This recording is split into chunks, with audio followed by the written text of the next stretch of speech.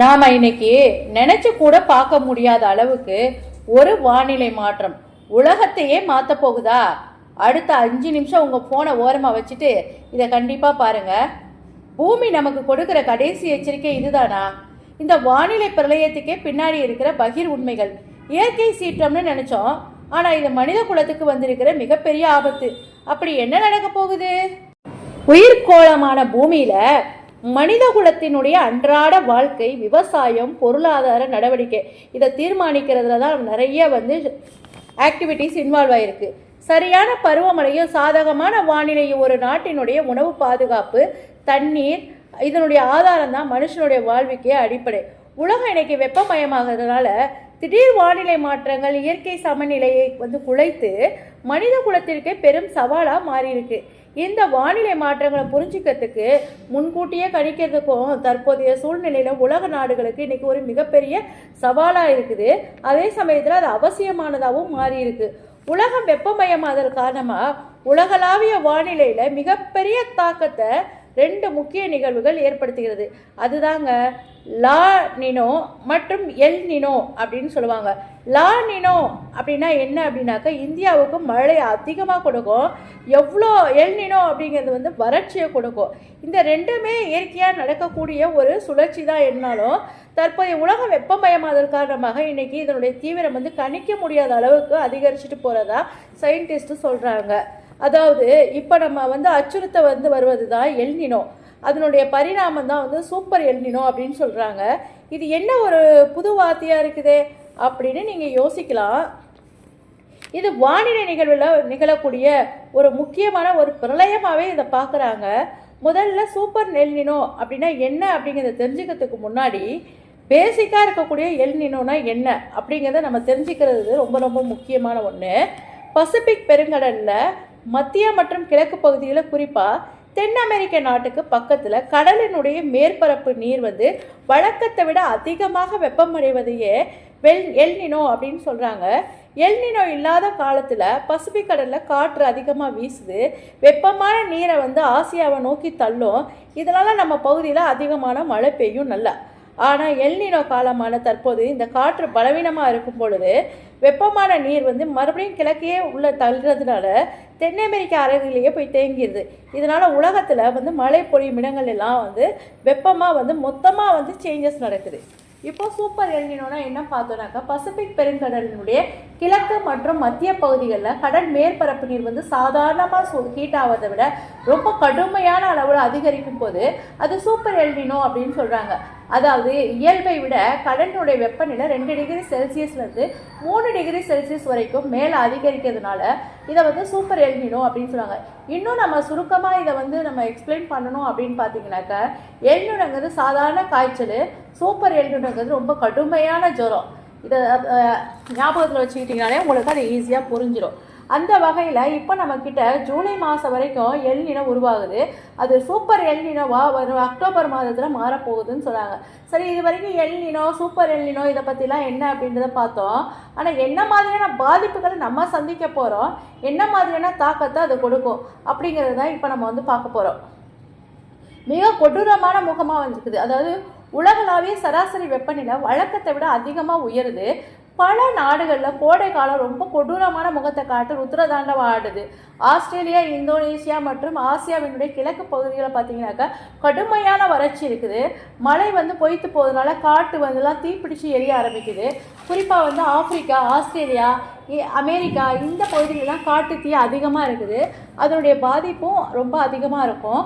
வழக்கமாக வறண்டு போயிருக்கக்கூடிய தென் அமெரிக்க நாடுகளில் பெரு, ஈக்குவடார் போன்றவை மற்றும் அமெரிக்காவினுடைய சில பகுதிகளில் கணிக்க முடியாத அளவுக்கு பெருமழை கொட்டி வெள்ளக்காடாக ஆக்கிடுது.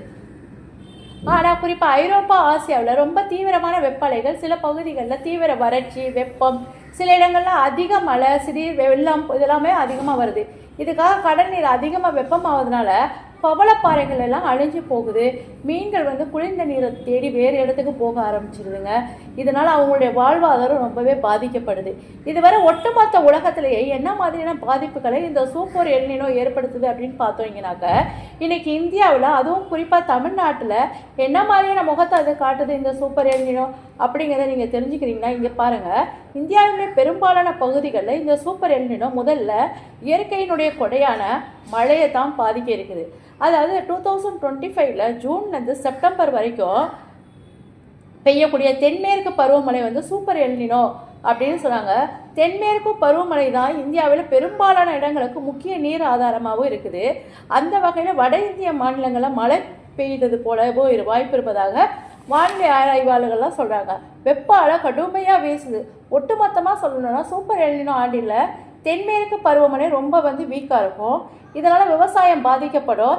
இந்தியாவில் விவசாயம் வந்து 70% வந்து தென்மேற்கு பருவமழை நம்பி தான் இருக்குது.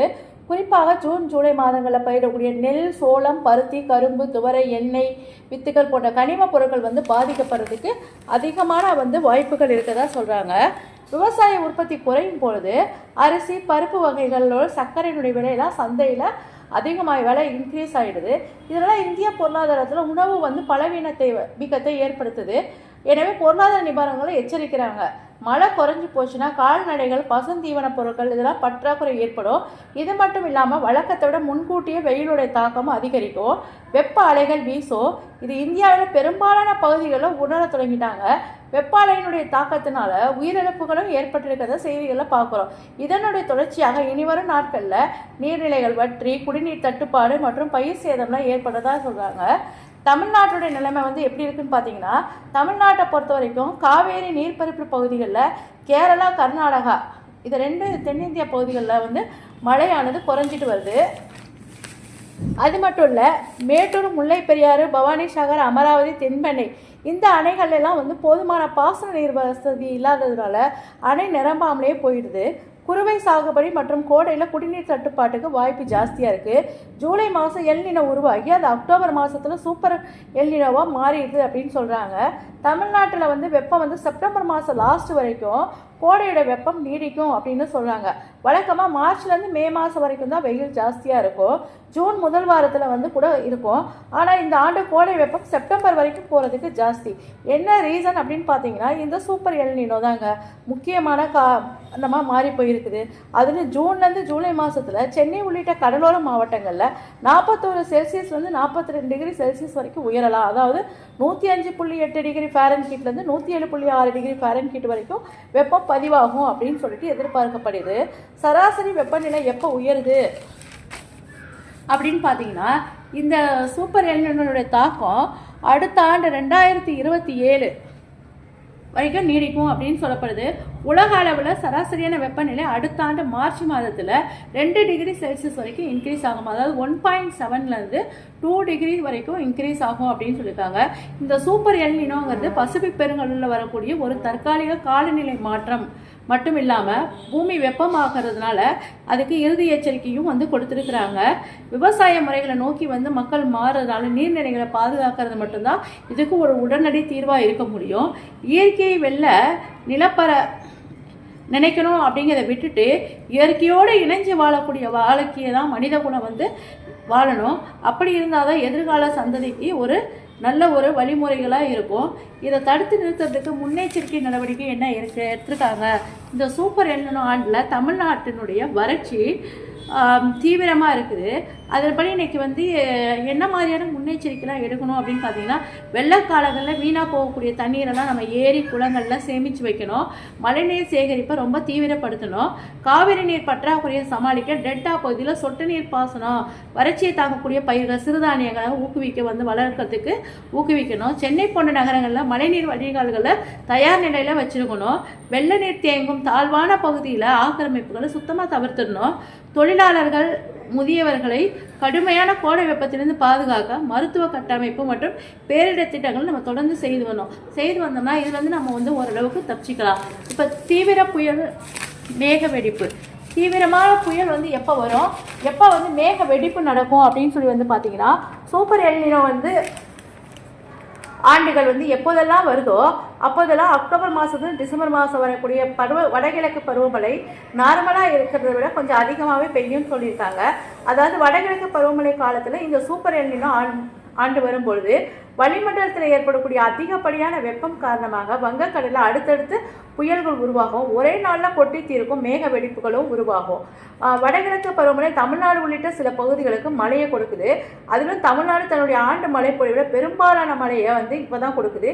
இதனால தான் இந்த சூப்பர் எல்னினோ நமக்கு நன்மையும் செய்யுது, தீமையும் சேர்த்து தருது அப்படின்னு சொல்றாங்க. அதே வகையில் இந்த ஆண்டு வடகிழக்கு பருவமழை நார்மலாக இருக்கிறத விட கொஞ்சம் அதிகமாகவே பெய்யும் அப்படின்னு எதிர்பார்க்கப்படுது. சென்னை முதல் கன்னியாகுமரி வரைக்கும் கடலோர மாவட்டங்களில் இயல்புக்கு அதிகமாகவே மழை இருக்கும். 7 ஆண்டுகளை போல இந்த ஆண்டு வடகிழக்கு பருவமழை காலத்திலும் காற்று பாதிப்பை ஏற்படுத்தும் சொல்றாங்க. புயலுடைய தாக்கம் இருக்காது அப்படின்னு சொல்லி கணிக்கப்பட்டிருக்குது.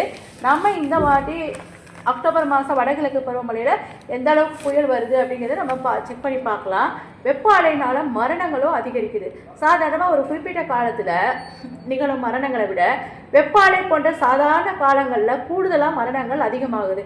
கலிஃபோர்னியா பல்கலைக்கழகத்தில் இயங்கக்கூடிய இந்திய ஆற்றல் மற்றும் காலநிலை மையம் அப்படிங்கிறது இந்த ஒரு ஆய்வை மேற்கொண்டு நமக்கு இந்த தகவலை சொல்லியிருக்காங்க. இது தண்ணீர் இல்லாத நிலைமையும் ஏற்படும். தமிழ்நாட்டினுடைய காலநிலைக்கு ஏற்ற மாதிரி இந்திய மாநிலங்களிலிருந்து மாறுபட்டது. அதாவது சூப்பர் எல்னினோ தமிழ்நாட்டிற்கு 2 விதமான சவால்களை கொடுக்குது. தென்மேற்கு பருவமழை குறைஞ்சிருது, காவிரியோட நீரோடைய அளவும் குறையும். டெல்டா மாவட்டங்களுடைய விவசாய பணிகள் ரொம்ப கடுமையாக பாதிக்கப்படும்.